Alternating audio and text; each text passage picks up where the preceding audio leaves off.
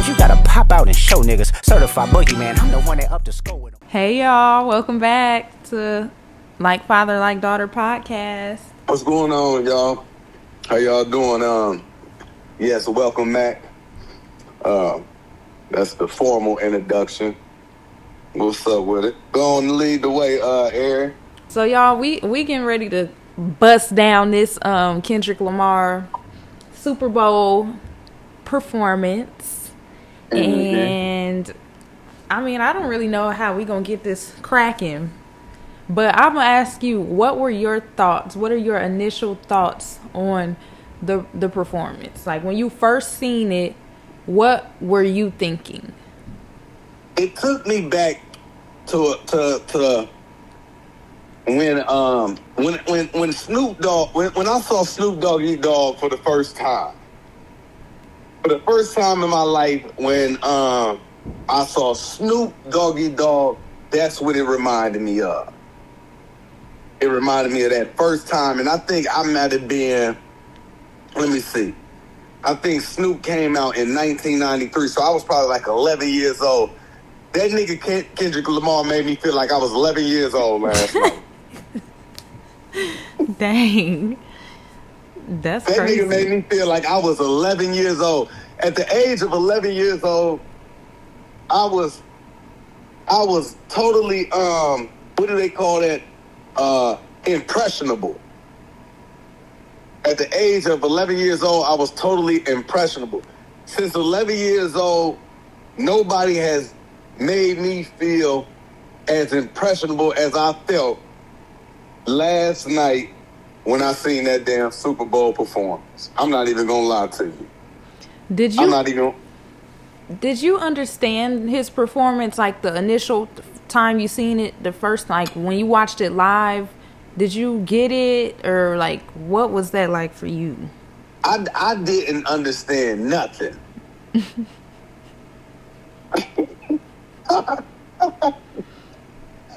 I didn't understand not one thing, and I'm not about to sit up here and start lying, saying that I spotted all this through the first performance.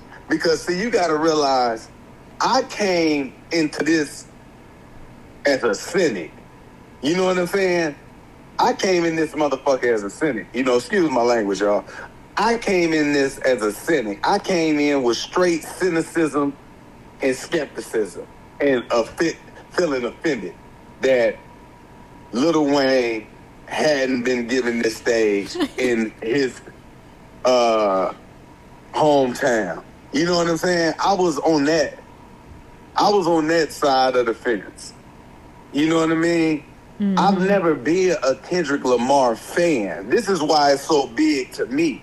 And this is why I don't give a damn what nobody is talking about. Because for you to win me over as a fan off of your performance, knowing that I did not mess with Kendrick Lamar. I didn't bump Kendrick Lamar. He got certain songs. He got maybe a few songs that I might like. The Poetic Justice that he actually did with Drake, that was a cut. Where was another one? You know, it's a couple of them, man, that I mess with, and they was really all like mainly the mainstream songs. But I never really been into. I liked them initially when he was like on a Birdman, actually like compilation album or something like that. I liked how he was coming in. This was before anybody really even knew who he was, because I'm like, yeah, okay, dude, all right. But then when he kind of hit the I guess you could say hit the scene and everybody was up on him, I felt like people was overrating him. You know, they was comparing him to like the Tupac of this generation and was speaking about how he was all this poetry and stuff like that. And I felt like it was just a whole bunch of stuff just slapped together. So I just didn't give him a chance after that point, you know. Mm-hmm. But last night, I came, when the performance, actually, I was about to leave. When the halftime performance came on, I said, man, you know what? I'm about to go. I'm about to take advantage of this time to go, do me some ripping and running real quick, and I'll catch up because I'm not a Kendrick fan. But something told me, man, just watch the performance real quick. You know what I'm saying? Like, just check it out.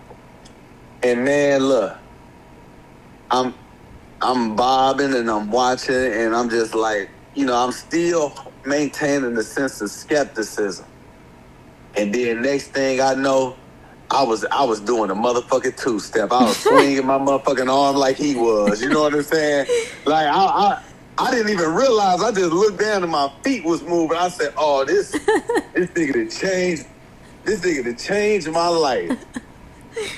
That's this nigga funny. done changed my life, man." Because what got me was his performance, like just his performance. It was real clean. It was real. It was it was just real clean. The color coordinations, man. The just how everything complemented one another. Yeah. It's just like everything was just so fluid, man. It was just like it's perfect sequence, and man, it was just immaculate. You know what I mean? And then when I was able to read everybody's perspectives and breakdowns and then look at it again, because I've been watched it several times. I've been talking about it all day today. People probably sick of me at this point because I've been posting about it and all type of stuff. But to me, it was amazing. Now, just having so much more information about it, man, I think that was literally the greatest performance of NFL history. And if anybody begs to differ, I'm willing. I want them to put the runner up. I understand the Beyonce performance. I know the Beehive is real. But like, man, it was so many elements to that. You know what I mean? Like, yeah. Man, I think that was the greatest of all times because I've never ever seen an NFL a Super Bowl performance that I really went back and watched. You know what I'm saying? Right. Yeah. But the simple fact that I just keep on watching this over and over and over again, it speaks volumes about it. I'm a honorary Beehive member, and I can say that it's, for me, one of the best because although it wasn't like meant for the entertainment really, it was the message behind it and the intention that was put into it. And that's why I say it's just the best. Like, one thing about Kendrick Lamar, he don't half-step or half-do anything. And you can just tell in his performance. And I'm just appreciate the fact that, like, he used his platform for something greater. Because right now in this season, like, I feel like Kendrick is in this winning season. Everybody is Team Kendrick. He been beefing with Drake. So I feel like he could have took that opportunity and went on stage and really like maximized on that. But he gave very much, I'm really not worried about Drake. Like, I'm going to address him, on the say Drake part. But it's like, he didn't, his complete performance was not about no beef. He took it upon himself to make it something bigger than just him, bigger than some beef. Like, he made it about us. And I love the performance. Like, it gave everything it was supposed to. One thing, again, like I said, I appreciate is that it was for us. Like, I know it's a lot of people, they say Trump was there. It was a lot of people in the crowd who probably don't appreciate blackness. But, and it's like, a part of me was like, they not gonna even understand it. But who cares that they don't understand it? It was for us. And it make me think of the Bible verse, like, don't cast your pearls before swine. It's like, you can't force them to get it. Who cares? Like, it was for us. If they choose to get it and if they choose to decipher the messages in it, then they do. But if they don't, who cares? Like I said, it was for us. So I'm giving it a 10 out of 10. Man, it's most definitely that's what you call black excellence for real. That was black excellence, man. because like, I mean, it was black excellence. Everything that you hit on, everything that like I'm failing to even recall at this point. More than anything, I'm just looking at like from a personal standpoint, the impact that it had on me. Like you say, the brother don't half step with nothing that he put his hand to. And see, I don't know anything about his character like that because, like I say, I never really gave him the opportunity. And then at the same time, you know, me being locked up a lot, like in jail, people really not bumping Kendrick for one. So that might was another reason why, like, I don't, you know, it wasn't really too big on me to check him out because, you know, up in the penal institution, at least here in the state of Illinois, people not bumping him like that. They got a whole nother quality of music and it ain't conscious at all. You know what I'm saying? Right. And sometimes, you know, you be influenced by your environment, but nevertheless, to see his work ethic, and, you know, I'm pretty sure that it was a lot of other contributors to, you know, just all of the ideals that went along inside of that performance. I really believe, and this is just my own personal opinion, it reminded me of something that the brother, what's his name? Last name Glover, Childish Gambino. What's his name? Donald Glover. Donald Glover. It really looked like it had a touch of Donald Glover up in there, man. This you know is what America I mean? type of. This is America. You know what I'm saying? It seemed like Donald Glover might, you know, be somebody who, you know, he had like a little think tank with, you know, to come up with all of it. Because have you ever saw the TV show Atlanta? Yeah, I like that show. Man, I loved it. I think that was one of the best TV shows, man, for real. You know, I'm disappointed that that's not on air anymore. But I really do think they make good choices when they decide to fade on out. I mean, or at least just bow out gracefully instead of just losing the people's interest. You know, I think that's how you maintain the quality of your shows.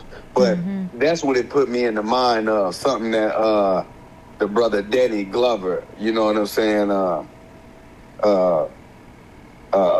might have, you know, had his artistry involved in. Right. But nevertheless, yeah, that it made me go check out some of his music from this album. What you listen to? So, one that stand out in a major way to me right now is this song Reincarnated. Oh, that's like one of my favorites on the album. That is, I mean, because it's so deep, it's so many layers to it. Like you gotta really listen to it. It's so many layers to the song. Oh man, that is a heavy song. Like, and like what made it even so heavy, like the first time I listened to it was of course today. I've heard it. Like I think maybe, I don't know where, but I didn't heard, because every time I hear that beat, that's Tupac's Made Niggas beat. So I remember when I heard it somewhere else, I'm like, damn, Kendrick did something to the Made Niggas beat, but I can't recall. I might have been up inside like a DTLR or something, you know what I'm saying? Like one of those type of shoe stores or something like that when I heard it. But I'm like, oh, okay, that's cool. But I didn't know that the name of the song was Reincarnated, and I ain't really leaning ear to it because, like I said, I wasn't into Kendrick. But nevertheless, when I end up hearing it today, I'm like, okay, I'm listening now. You know, he got my attention last night, so now I'm like, let me listen to what he's saying. And one thing that song made me think about was my life, first and foremost, because it seemed to be like a lot of similarities, you know, and like some of, you know, his transitions and stuff like that. But he said something about your gifts and your talents up in there. And I think he was having like a conversation with God or something like that. Yeah. And He was like, man, use them in my cause or something of that nature. You know what I mean? Yeah. And at the end of that song, at the end of that conversation and that song, I'm like, damn, you know, it made me think like about my own individual gifts and talents, and you know how I needed to use them in God's cause, right? Mm-hmm. And you know, while I was thinking that thought, the song went right off, right? Mm-hmm. It went off immediately, and I was going through a green light, and somebody ran the red light and almost hit me. Mm-mm-mm. And I said, dang, I felt like that was a message.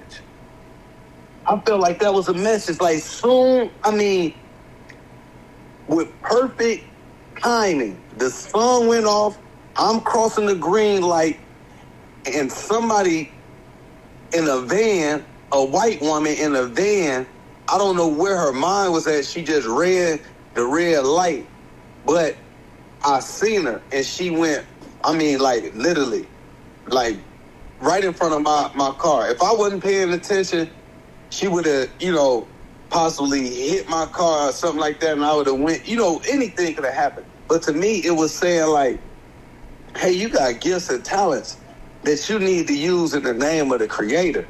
Mm-hmm. Because if you don't, you know, you can end up being replaced.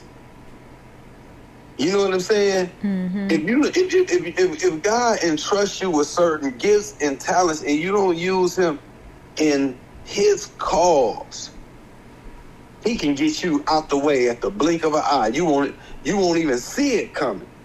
I've heard that before. Like, if you don't accomplish God's purpose through the gift that he gave you, like, it'll go to the next person, because at the end of the day, God has a purpose that needs to be accomplished, and so whether you do it or not, it's gonna get done. And so it's like, why don't you be the one to do it? Because then, I mean, even if it wasn't like a drastic thing, you know how you mentioned getting out the way, but like, imagine looking up and seeing the next person operating in what you seen yourself operating in, and you knew was for you, but you didn't do what you was supposed to be doing with your gifts. You just sat on them and let them just lay dormant. And that I would feel like, dang, like that was supposed to be for me. So that's why I just think it's important to like operate in your gift. And you, like you said, make sure you use it for God. Another thing Kendrick mentioned actually last night at the Super Bowl in his rap that I never heard him say in any of his other raps. He said something like, if you want to know a man's heart, give him a gift. And I think that can reveal a lot, because I tie that back into the Reincarnated song that you mentioned. Like, your gift can show your heart, because if you're good at something and you have something that's like brings you some type of notoriety or whatever it may be, it's going, like, your heart is going to be shown through that. You might be greedy, you might, you know, get to thinking you cute, you never know, or you might use your gift to serve other people, or you might use it to uplift somebody else, you know. Like, that's all I'm saying. It's just like, keep God in it, and don't sit on it. I'm just yapping. I feel like I wasn't even thinking. I was just yapping. Hey, look, I'm with you. Like, everything you saying, I'm just chewing on it. I'm talking about, I'm just like really just gnawing on it, because like, man, like, that just lets you know that performance was really impactful. Yeah, because look at the conversations that it started. Right. And like, I just appreciate him for that. Because like I said, he could have got up there and did anything else. He could have got up there and, you know, performed Not Like Us 17 times, and I would have been fine with that, because I like the song and I like Kendrick Lamar a lot. But he didn't. Like, it was just bigger than him. And then like, I can't get these videos out of my mind. Lil Wayne. Wait. Man. for? said that the nigga Lil Wayne looked like Trick Daddy.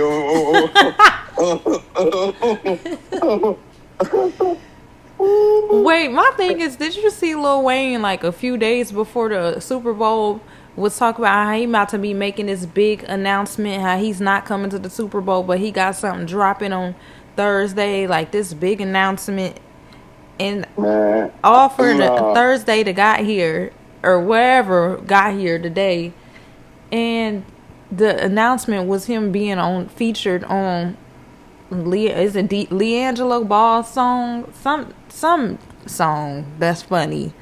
And it's like, what did you do all that for? And I like Lil Wayne, but it's like, what are you throwing a fit for right now, number one? And number two, did you try to take the shine from Kendrick by making this grand announcement that nobody even paid attention to? At all. Right. A grand flop. And like, I'm gonna keep it real. I told you, I was pro Lil Wayne through this shit. You know what I'm saying? Yeah. But like, man, look, man, you gotta give people their props when props is due, man. Because it was due, and he know it. Come on, man, you gotta give people props. And like, man, you know, based off these little videos I keep seeing, everybody know Wayne it got a drug problem. Wayne needs to be in rehabilitation. Wayne looks like Kodak Black's role model. You know what I'm saying? So it's just like, these is the realities that, you know, we gotta pay attention to. I was mad at Jay-Z when he did that stunt, all that. I was one of them people. And I'm a Jay-Z fan. Like, keep in mind that Jay-Z has always been my number one favorite rapper. Mm-hmm. He's always been. Now, all of the new stuff that he's been, you know, getting exposed about, you know what I mean? That's been kind of like bothering me a little bit. Like, you know, just how he done crossed out his homies and, you know, some of this stuff that Jaguar Wright been talking about. Like, you know, I'm, you know, all those things right there kind of got me like, man, do I really know the dude that, you know, I done always put as my, you know, favorite rapper? But hey man, that was a genius decision. I've seen in the magazine years ago they were saying how Kendrick Lamar was a lyrical genius. I'm ashamed of myself for being so late to realize that. You know, now you got to go back and listen to all his albums, because it's like, and you got to listen to him from the beginning to the end. You can't just like shuffle the songs, because it's all art. Like, he don't put mess out just because. I feel like the only time he really like threw something out was like Not Like Us. Mm-hmm. But it was like he was in the middle of a rap beef, you know? Like, mm-hmm. It wasn't super intentional, but at the same time, you know, it was like, it was kind of intentional. But mm-hmm. You got to listen to all his other stuff, because he can get down, he don't play. Mm-hmm. Mm-hmm. And see, that's the thing right there. You know, I'm guessing that, you know, some of the Cali beats, and I like Cali. Cali got a real cool type of, you know, vibe. Mm-hmm. But like, you know, they real unique. They, you know, they got their own little unique thing. And I think with they Cali style, you know what I'm saying, kind of like is just really fitting for like Cali people, like the beats, and like he don't really rap like a Cali dude. Mm-hmm. You know what I mean? Yeah. He really don't rap like a Cali dude, but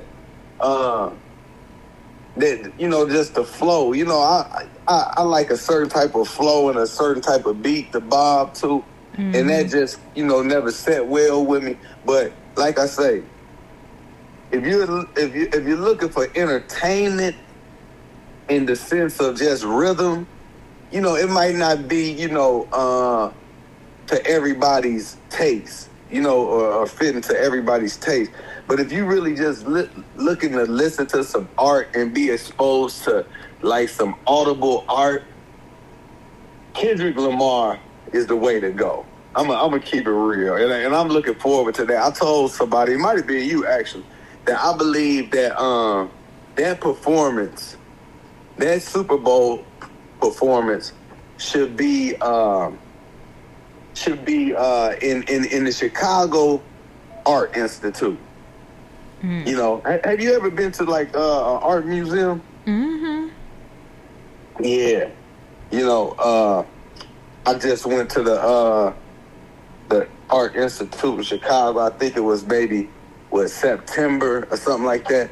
And you know how like they have, you know, different sections to where like you can just watch like old, you know, videos, or not necessarily videos, but like, you know, they might have something on like a what do they call them things? A prompter.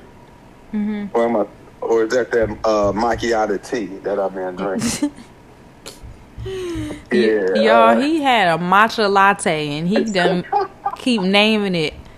It sound like a Mexican band to me. A mariachi. Yeah. Like he just keep naming this matcha tea everything but what it's called. Yeah. But yeah, projector. That's what I meant. You know what I'm saying? They had stuff like on projectors. Even maybe, you know, like a little movie area, stuff like that, where they show them maybe like some old stuff from Nicaragua, Cuba, you know, the transatlantic slave trade, some gory stuff. You know, they just got all types of different features. Anyway, I believe that Super Bowl performance needs to be up inside of some art institute. I agree. Some art museum. Mm-hmm. I agree. And can we talk about the real star of the show? Them jeans. Oh, man. I'm getting some of them motherfuckers. I don't care what nobody thinks. And I knew people was going to do that. And I'm going to keep it real with you. Them jeans look good on Kendrick Lamar because, you know, Kendrick's a short king. So it's like they tailored to him. And I was thinking, I said, watch somebody real tall try to go. And I'm going to be that nigga, right? Ain't going to be looking like the Jackson 5. I'm coming through just like that. A grown man, they going to be like, this nigga too old to be trying to dress like some rapper that he just sing. That is so funny. No, them jeans the whole look was fire. Like, yeah. I don't know if he styled himself or somebody styled him, but whoever was in charge of his look, it from top to bottom, ate it up. Yeah, they did that. That jacket he had on. That jacket was fire with the chains, the hat. Oh man. Yeah, he did that. Did you notice the diamonds in the hat? I was gonna say, I was like, is that like an angel wing? Like, what is that on his hat? I couldn't tell what it was. Yeah, he did that. He did that, man. You know what I'm saying? And I told you, man, I ain't got time to be listening to no naysayers and haters no more. I don't even care. You know, they don't even exist for real. You gotta let it be like that, man. You know what I'm saying? And like, you know, a lot of people, you know, they contrary opinion about, you know, the performance and, you know, so on and so forth. And I guess to each his own. But, man, I salute the dude. I think he did something immaculate, something amazing, and something impactful, inspirational. You know what I mean? Mm-hmm. Obviously, you know, the proof is in the pudding. You know what I mean? Look at so many different people, whether right or wrong or dead ass wrong, they got, they derive some type of, I guess, message from it. You know what I'm saying? I told myself I was going to do a skit and just start pinpointing shit that I know damn well he didn't intend, and be like, see how, you know what I'm saying, he had the black men covered up in all of the white suits. They looked like straight jackets, but actually they was hoodies. That was representing how, like, the KKK was really crazy. You know what I'm saying? You know, to try to surround black people. You know what I'm saying? Like just start saying some shit. Because, you know, people with these think pieces is just... I mean, I'm seeing some stuff that's like, okay, pretty evident and makes sense, but some stuff is so far left. I'm like, I wish Kendrick would just come out and tell us what he meant by everything that he did. And you see, you saw the tic-tac-toe symbols that they were stepping on. They were stepping on the tic-tacs because somebody's breath smelled like feet. You know what I'm saying? Like, come on, man. Like, come on now. You just doing too damn much. And somebody gonna be in the comments agreeing with it. People get on my nerves. Like, please, Kendrick, come out. But, you know, I feel like he one of them people who they have, like, you know, some people create their art. They know their intention, and they just drop it. And it's up to y'all to, like, you know, come up with how you see his piece of art. Yeah, for real. And that's really what art is all about. It's all subjective. You know what I'm saying? Mm-hmm. So, like, when you go to art galleries and stuff like that, you know, people look at one piece and they see so much in it. You know what I mean? Yeah. Some people see stuff that you just don't see. That's why they say beauty is in the eye of the beholder. You know, so you really kind of like come with your own concept of what it meant to you personally, and that's the beauty of art. And see, that's the thing, like, all these things, like, bring me back to my essence. You know, like I said in the beginning, like, when I was 11 years old, I saw Snoop, what's my name, video. You know what I'm saying? Mm-hmm. It really brings me back to that point because, see, at that time, that's when I was a actual artist. You know, I used to draw. You know, I used to look at stuff, I see it, and I draw that thing. My mom used to want to send me off to the art schools and so on and so forth, but we didn't have the money for that. You know what I'm saying? So I couldn't go to no art school. But that was cool. You know, hey, it was what it was. It is what it is. But nevertheless, I always viewed the world through like an artistic lens. You know what I'm saying? Mm-hmm. Even if I kept it to myself, sometimes it might be expressed in like the way I might articulate myself when it come to describing a feeling or, a person or whatever, an experience. You know, sometimes I'll write it out, in music, poetry, so on and so forth. But I always value art. I think art is beautiful, right. And that's what Kendrick Lamar really rekindled inside of me with that performance last night. Appreciation for true art. I love it. Definitely very inspiring. I think this is cool too, if we just start really kind of giving, I guess our commentary on, certain reactions to just epic things. We're going to have to do something about them Air Jordan 5s that just came out too. They was shooting niggas about them motherfuckers. I don't even know what a Jordan 5 looked like. I ain't even gonna lie. Yeah, they was shooting niggas. All niggas was getting they ass whooped and all type of different stuff about some damn tennis shoes. That's why, look, I'm not gonna lie. Now I do got them. You know what I'm saying? I went and got mine myself, right? But see, this is the thing. I could give a damn about these shoes. I do not wear none of these shoes that I buy. Let me just make this known. I have boxes of shoes that I really, literally just buy for the whole sole purpose that this is just like some type of little hobby that I got going just to, because once again, it's art. You know what I mean? Now, if I choose to wear them one day, hey, maybe I will, maybe I won't. But I don't get them to, I really don't get them to wear. I just really get them to collect and just really kind of appreciate. I watch like a lot of, I follow a lot of, sneakerhead content.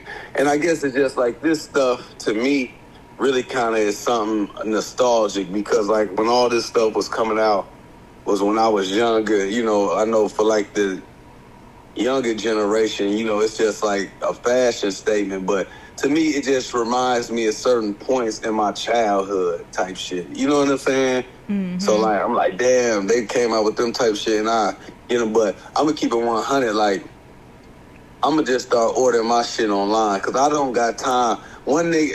These last couple times, I done met some cold stares by some of these little young motherfuckers because I might end up grabbing the last size or something that they was looking for. It's always somebody coming in, and I'm always grabbing the last size. How? I don't know. If them people lying and they trying to hold the rest for somebody else, that might be the case. But these niggas keep looking at me inside my head, sideways, and I'm not trying to be one of the niggas fighting inside of finish line on TikTok at 43 years old after all this Kendrick Lamar consciousness going around. I'm sitting up here making us look bad. Right. We taking steps like backward.